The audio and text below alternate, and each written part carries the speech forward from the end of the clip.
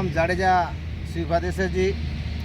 અત્યારે ભચાઉ કાંઠા વિસ્તારની અંદર જે દીનદયાલ કંડલા પોર્ટના અધિકારીઓ જે શંભુભાઈ આહિરનો કારખાનો તોડવામાં આવે છે, અત્યારે પિતાજી હાલે છે, પણ જે મોટા મોટા ભૂમાફિયા રહ્યા ભાવેશભાઈ ચાવડાનો કમસે કમ 32,000 એકડમાં મોઢામાં ઢળતા જ, અને બીજો બાબુ ભીમાની ફેક્ટરી એ પણ લગભગ ઘણા કિલોમીટરની અંદર છે। અને અત્યારે જે નાના નાના ભૂમાફિયા રહ્યા આ પણ ખાલી જ કરવા પડે, ન કરવા પડે એમ નહીં, આને પણ ખાલી કરવા પડે, પણ લાખો એકડ અહીંયા જમીન દબાલ છે। અને અત્યારે કાલના પેપરમાં મને એવો વાંચવામાં આવ્યું હતું કે કંડલા પોર્ટના અધિકારી એમ કહે છે કે 950 એકર ખાલી કરી, પણ હજી અત્યારે મારી હાજરી અહીંયા હાજરમાં છે, અમે 100 એકરથી વધારે ખાલી પણ કરી નથી।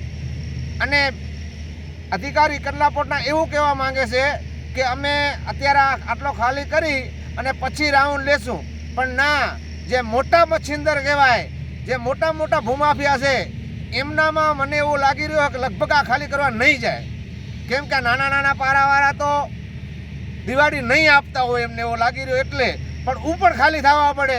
અને જે અમારી આજથી 3 વર્ષથી અરજીઓ છે સોમનાથને સરસ્વતી ઉપર, એ પણ તાત્કાલિક ધોરણે ખાલી કરવો પડે।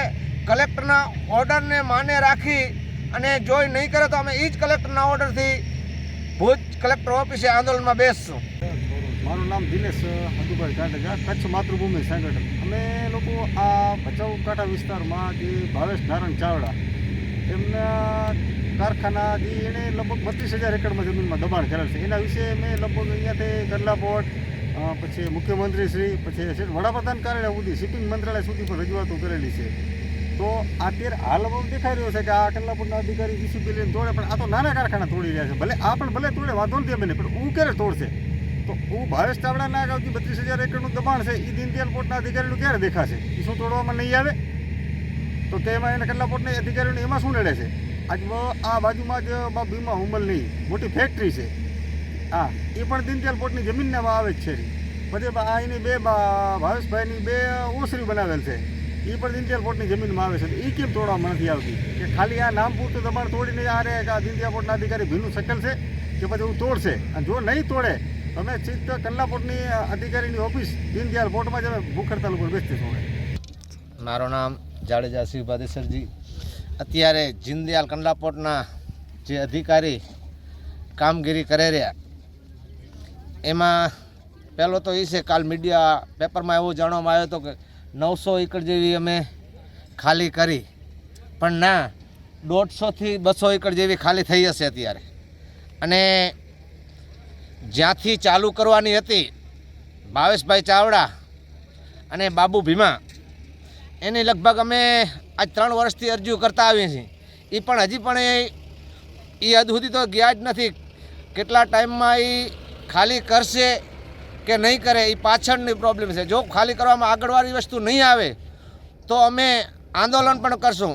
અને જ્યારે કચ્છ કલેક્ટર અરોડા સાહેબ હતા, એમને જ્યારે ઓર્ડર આ કર્યું કે આ કંડલા પોર્ટની જેટલી જમીન છે ભચાઉ કાંઠાવાળી ખાલી કરવાની છે, પણ આ એમ કહેશે કે અમે 900 એકડ જ કરશું કે આ કરશું। હવે જો નહીં કરે તો આની આગળની કાર્યવાહી અમે ચાલુ રાખશું।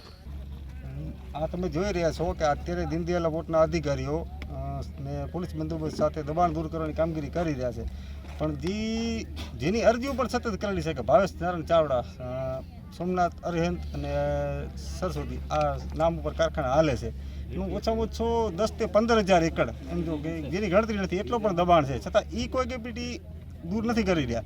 તો એ અમને કે કેપીટીના અધિકારીને પૂછવા માંગે છે કે એ ક્યારે દૂર કરશે? ખાસ તો હાલ તો નનકા કારખાના છે એનું દબાણ તોડી રહ્યા છે, જે આ મોટા મોટા જે માફિયાઓ છે કે ભાવેશ ચાવડા છે, ભીમા હુમલ છે, એના દબાણ ક્યારે તોડવામાં આવશે કે પછી આ કોઈ ભીનું સંકેલવામાં આવશે?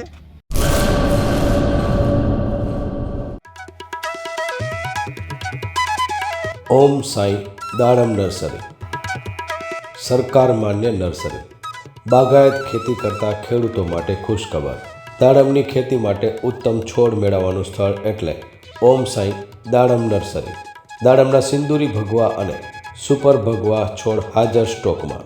સારી ગુણવત્તાના બિયારણમાંથી તૈયાર કરવામાં આવેલા દાડમના છોડ મેળવવા અવશ્ય એકવાર મુલાકાત કરો.